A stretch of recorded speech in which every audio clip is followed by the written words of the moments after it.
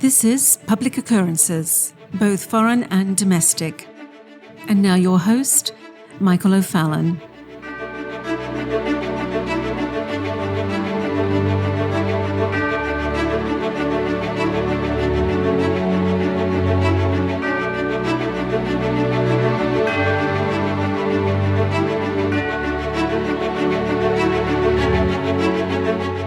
Well, yesterday, if you were paying attention to the news during all of the Ida storm coverage, you might have heard that the Colonial Pipeline has shut down 2 lines of gas and oil delivery due to what they are saying are issues with Hurricane Ida. Now, just a few months ago, if you recall, the Colonial Pipeline claimed that there was a ransomware attack in May of 2021. They're saying that this ransomware attack infected some of the pipeline's digital systems, shutting it down for several days. The shutdown and supply disruption drastically affected consumers and airlines along the East Coast. The price of gas soared 2 to 3 times of where it was in April. Gas stations ran out of supplies quickly. People halted their travel plans because of this. The hack was deemed a national security threat, as the pipeline moves oil from refineries to industry markets. And this, of course, caused President Joe Biden to declare a state of emergency.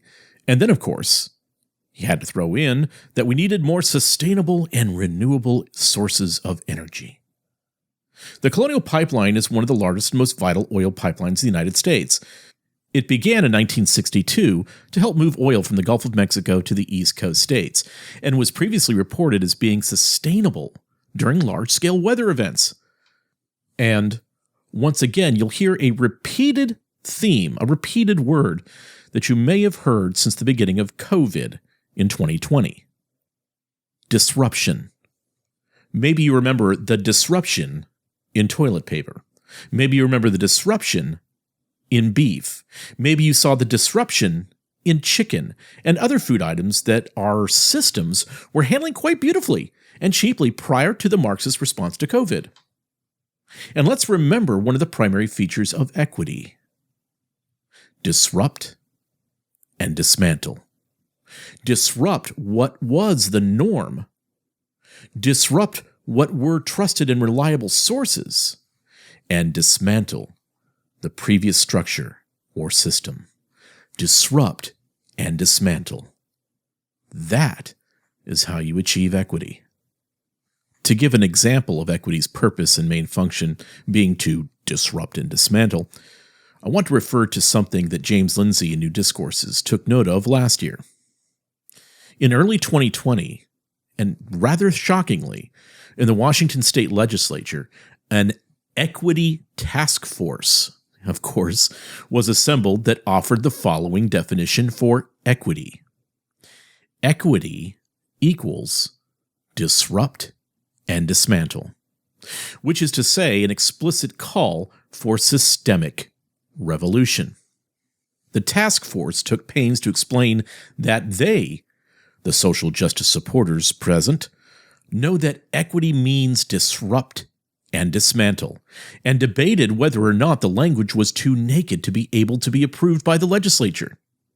In the end, the centrality of disruption and dismantling was considered so crucial to the proper understanding of equity, lest anyone in the future mistakenly leave it out as a result of their euphemisms, that the language was included in their agreed definition of equity. So again, to the social justice advocates, to those that are seeking to deconstruct our current systems and replace our previously working systems with the autocratic, oligarchical, neo-Marxist, fascistic systems, equity's purpose is to disrupt and dismantle. And please remember that Klaus Schwab's main claim for his postmodern-driven Great Reset is that our current systems and supply chains have been disrupted, so they have to be dismantled and built back better. More on that later. Built back better, to resemble a system and an economic model that is more like the Chinese Communist parties. And of course, The Chinese are going to help America to realize Klaus Schwab's and Joe Biden's dream of an autocratic communist-style intersectional states of America. So China is going to make sure that they can do everything that they can to disrupt and dismantle America. And while China has been doing this for quite some time, the next step in disrupting was announced this past week. Because China has decided that it is time to call off Christmas in America this year. Because supply chain disruptions in China mean no toys for the tots in December. At least that's what Vice President Kamala Harris suggested on her trip to Southeast Asia. And she is right. Shelves across America were bare earlier this year, and they will, in all probability, be bare again, due to extraordinary supply chain disruptions in China and throughout East Asia. So Vice President Harris said this when she was in Vietnam. Quote, "The stories that we are now hearing about the caution that if you want to have Christmas toys for your children, it might now be the time to start buying them because the delay may be many, many months." End quote. When Harris went from Vietnam to Singapore, she basically echoed the same thing, saying, quote, "So across the board, people are experiencing the issue," end quote. Well, why will American children be disappointed during the holidays this year? Well, get a load of what Vice President, now soon to be President, Harris's dishonest postmodern answer was. Quote, "Of course, the climate crisis is fueling a lot of this. When we look at the stronger typhoons that have disrupted shipping lanes and sea level rise, which threatens port infrastructure as an example, so these are many of the issues that are causing these disruptions." End quote. Huh. So, 2021 is so different from every year over the past 20 years, right, Kamala? No, Kamala, the climate change has almost nothing to do with the ongoing disruptions. There are many factors, such as the long-term shift of manufacturing to East Asia. Moreover, there are short-term problems, the transport of empty containers being one of them. Another culprit is now the Delta variant. A new wave of COVID-19 in Southeast Asia and China has led to lockdowns in Thailand, Malaysia, and Vietnam. In Ho Chi Minh City, authorities ordered residents starting August 23rd to stay where they are. Across China, new COVID lockdowns have shut factories, stopped trucking, and paralyzed ports. Now in May, one reported case of COVID in a dock worker closed Shenzhen's port, the third biggest port in all of Asia. And once again, using COVID as the excuse, Chinese officials closed the terminal of the Ningbo Shenzhen port. Now, that port handles about a fifth of the traffic there, the world's third busiest container port.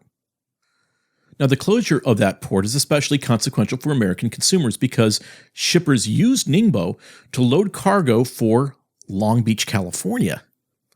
Now, the closure could not have come at a worse moment.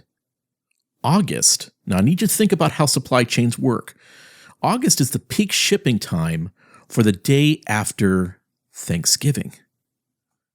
You know what that is. That's Black Friday. And as a result of multitudes of factors, freight rates have skyrocketed. The cost of hauling containers across the Pacific Ocean, for example, has increased more than 500% during the last year.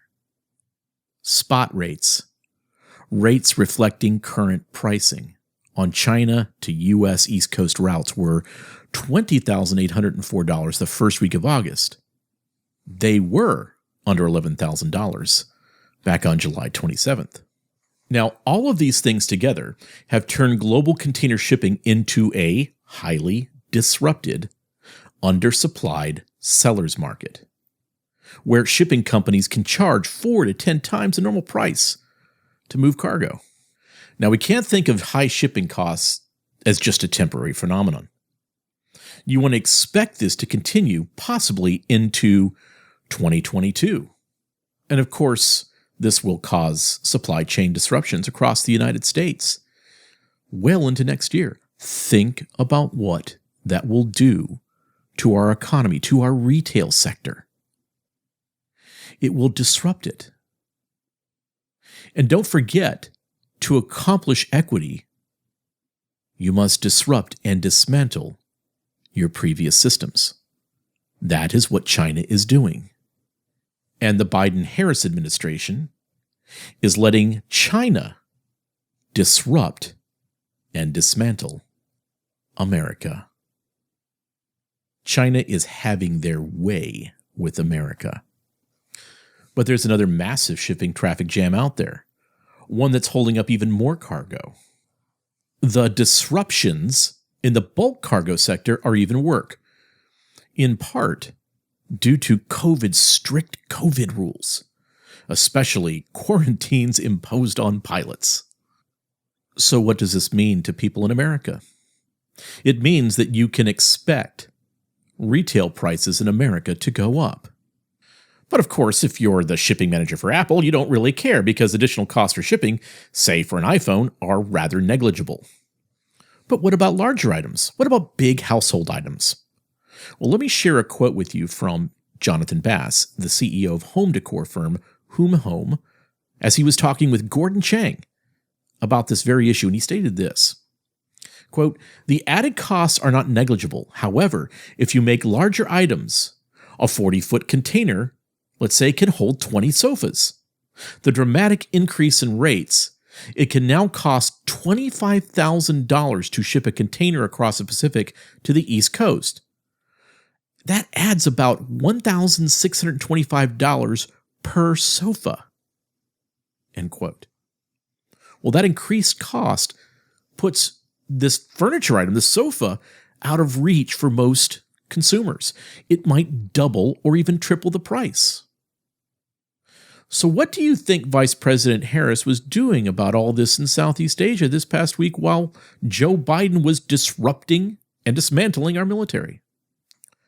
Well, during Harris's trip, the White House announced that the U.S. Department of Commerce and the Singapore Ministry of Trade and Industry had formed a partnership, quote, "to enhance supply chain resilience," end quote. And she raised the issue continually during her Singapore visit, even discussing the matter with the Prime Minister. And she said, quote, "There's so much in particular about the pandemic that highlighted the fractures and the failures and the fissures in our system," end quote.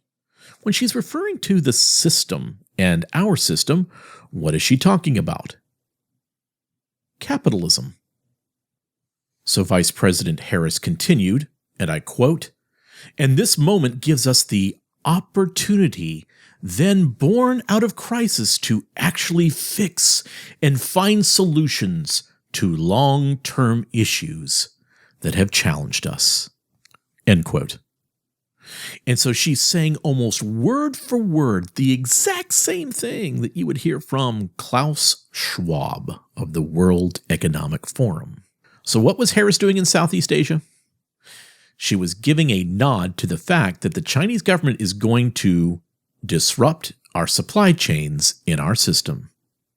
So Harris can dismantle our system and build back better. Now, of course, Vice President Harris, who believes just about all of the world's problems result from climate change, white supremacy, and systemic oppression.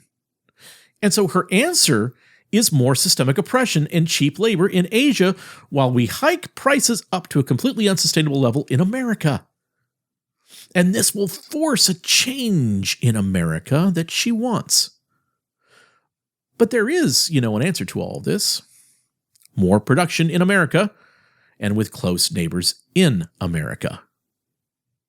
And it also is the solve for the oil and gas crisis that has seen our oil and gas prices soar through the roof in just 8 months of the Biden regime that is trying to build back better. But before you build back better, what do you have to do? You have to destroy it first.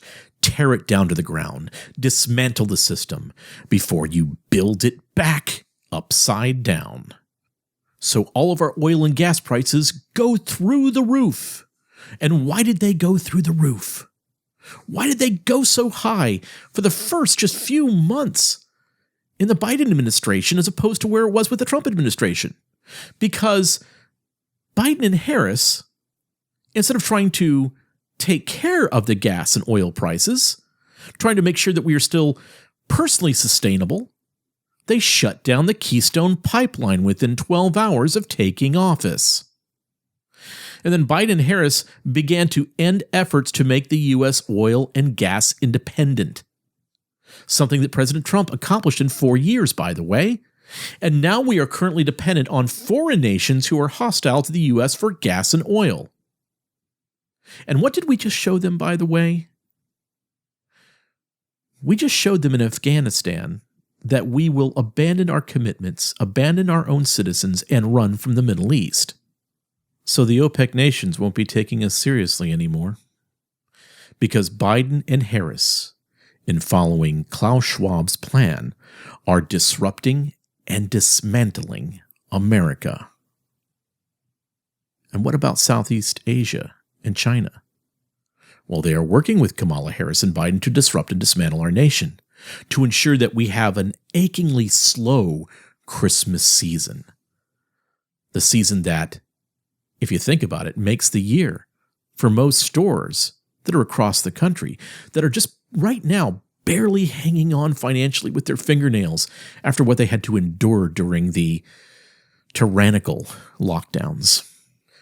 And why is all this happening again? Because Biden, Harris, and the Communist Chinese Party are disrupting and dismantling the United States of America for the sake of international equity. They have to knock America down a few notches. They need to make sure that America is not the king of the hill anymore. They need to make sure that Americans don't think that they can be independent and sovereign anymore. So they are disrupting and dismantling America. And in a macro sense, they are disrupting and dismantling your business. They are disrupting and dismantling your family's lives. They are disrupting and dismantling your children's future because they are all about equity. So they must disrupt and dismantle our nation. I'm Michael O'Fallon, and this has been Public Occurrences, both foreign and domestic.